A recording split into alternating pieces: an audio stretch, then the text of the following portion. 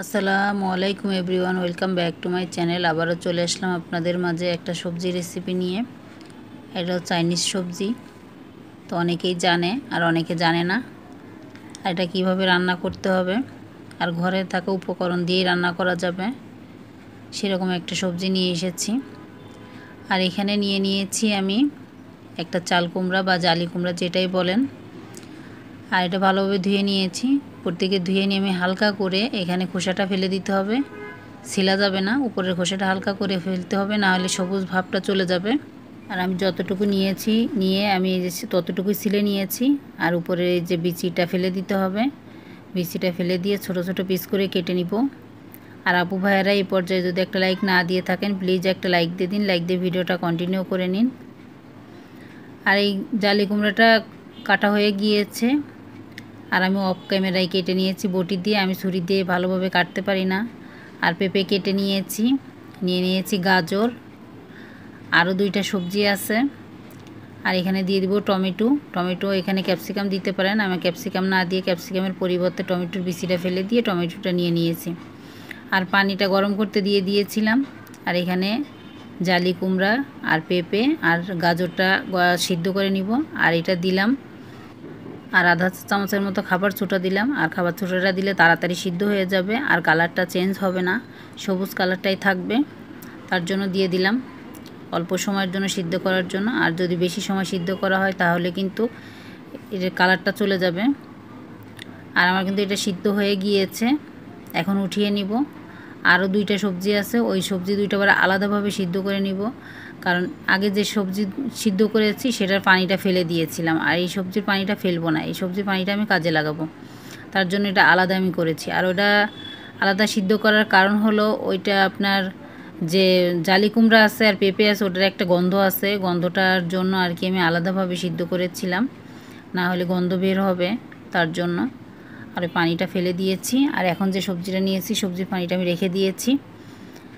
আর এখন যে সবজিটা নিয়েছিলাম এই সবজিটা হলো আপনার চিচিঙ্গা আর হলো বরবটি, দুইটা বরবটি নিয়েছি আর একটা চিচিঙ্গার অর্ধেক নিয়েছিলাম, একটু বড় বড় করে কেটে নিয়েছি। আর এখানে আমি রসুন কুচি আর হলো আদা কুচি দিয়ে দিলাম, দিয়ে আমি হালকা একটু ভেজে নিলাম, নিয়ে এখন দিয়ে দিলাম চিকেন। আর এই মুরগির মাংসটাও হালকা একটু ভেজে নিব। আর এই কিছুক্ষণের জন্য একটু ঢেকে রাখবো, ঢেকে রাখলে সম্পূর্ণ সিদ্ধ হয়ে যাবে, মুরগির মাংস সিদ্ধ হতে বেশি সময় লাগে না। আর আপু ভাইয়ারা এই পর্যায়ে যদি আমার চ্যানেলটা কেউ সাবস্ক্রাইব না করে থাকেন, প্লিজ আমার চ্যানেলটা সাবস্ক্রাইব করে দিন। আর যদি ফেসবুক থেকে দেখে থাকেন তাহলে ফলো দিয়ে রাখবেন। আর এখানে দিয়ে দিলাম আমি পেঁয়াজ, আমি বড় বড় করে কেটে নিয়েছিলাম, পেঁয়াজটা দিয়ে পেঁয়াজটাও হালকা একটু ভেজে নিব। আর পেঁয়াজটাও একটু ভেজে নিতে হবে, ভেজে না নিলে এটা কাঁচা গন্ধ বের হবে। আমি 1 মিনিটের মতো ঢেকে রেখেছিলাম। আর এখন কিন্তু জালটা একদম নিভা জাল থাকবে, জালটা বাড়ানো যাবে না, তাহলে কিন্তু রসুনটা পুরো একদম কালো হয়ে যাবে। আর এটাও ভাজা হয়ে গিয়েছে। এখন যে সবজির পানিটা রেখে দিয়েছিলাম এই সবজির পানিটা এখন দিয়ে দিচ্ছি। আর এখানে আমি প্রায় 1.5 কাপের মতো পানি দিয়েছি, পানিটা দিয়ে আমি ঢেকে রাখলাম যাতে তাড়াতাড়ি বলকটা আসে। আর এই যে বলক চলে এসেছে, এখন দিয়ে দিব সবজিগুলো দিয়ে আমি বেশিক্ষণ রান্না করব না, 3 থেকে 4 মিনিট বা 5 মিনিট, এর উপরে রান্না করা যাবে না, তাহলে সবজিটা একদম গলে যাবে। আর এইভাবে যদি রান্না করেন খেতে কিন্তু দারুণ লাগে, আপনারা রান্না করে দেখেন, খুবই ভালো লাগে খেতে, যারা কখনোই খাননি আর কি, আর যারা খেয়েছেন তারা তো জানেনই কেমন স্বাদ। আর এখানে 4-5টা কাঁচামরিচ দিয়ে দিলাম, ঝালটা আপনাদের পছন্দ মতো দিবেন, আমি ভালো করে দিয়েছি। আর দিয়ে দিলাম টমেটোটা দিয়েও একটু নেড়ে চেড়ে নিচ্ছি। আর এখন দিয়ে দিব কর্নফ্লাওয়ার, আমি 2 চা চামচ কর্নফ্লাওয়ার নর্মাল পানি দিয়ে গুলে রেখেছিলাম। কর্নফ্লাওয়ারটা কিন্তু অবশ্যই ঠান্ডা পানি দিয়ে গুলতে হবে, যদি গরম পানি দিয়ে গুলেন তাহলে কিন্তু শক্ত হয়ে যাবে। কর্নফ্লাওয়ারটা দিয়ে দিলাম, দিয়ে ভালোভাবে একটু নেড়ে নিচ্ছি, সঙ্গে সঙ্গে নেড়ে দিতে হবে, না হলে জমাট বেঁধে যাবে। কর্নফ্লাওয়ারটা গরম লাগলেই কিন্তু ঘন হয়ে যায়। তারপরে এই যে এখন দিয়ে দিব চিনি, আমি 1 চা চামচের মতো দিয়েছি। আর এখন দিয়ে দিব স্বাদ মতো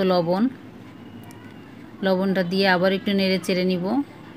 তারপরে দিয়ে দিব এখানে গোলমরিচের গুঁড়া, সাদাটা দিলে বেশি ভালো হতো। সাদা গোলমরিচটা আমার গুঁড়া করা নাই, তার জন্য আমি কালো গোলমরিচটা দিয়ে দিলাম। কালো গোলমরিচটা আমার গুঁড়া করা ছিল দেখে এটা আমি দিয়ে দিচ্ছি। আর সাদা গোলমরিচটা দিলে কিন্তু বেশি ভালো হতো, কালারটা চেঞ্জও হতো না।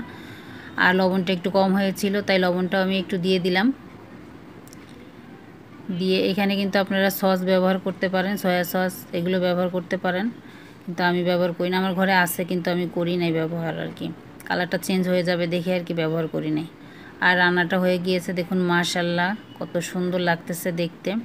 যেটা দেখতে ভালো লাগে সেটা কিন্তু অনেক জিনিস আছে যে খেতেও কিন্তু ভালো লাগে। আর আজকের মতো এখানেই বিদায় নিচ্ছি। আপনারা সবাই ভালো থাকবেন, সুস্থ থাকবেন। আল্লাহ হাফেজ।